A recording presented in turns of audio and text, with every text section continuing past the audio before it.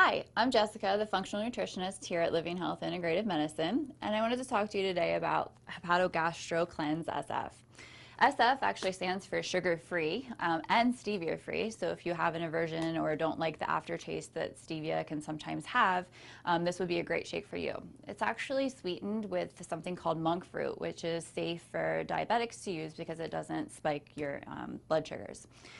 Hapato Gastro, so Hapato actually stands for liver, and Gastro stands for gastrointestinal system. So this shake actually helps to support liver. It helps with detoxification and supporting gastrointestinal system through phase 3, which is elimination. So there's actually a good amount of fiber in here.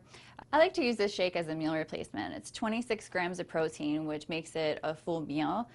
In order to make it a balanced meal, it's good to balance your macronutrients, which are your proteins, which you're going to get from here, your carbohydrates, and your fats. So I like to mix it along with about a cupful of vegetables and some good healthy fat, about a tablespoon of coconut oil or olive oil, and either water, which tastes just fine, or if you like a little bit creaminess, you can use some unsweetened almond milk or coconut milk.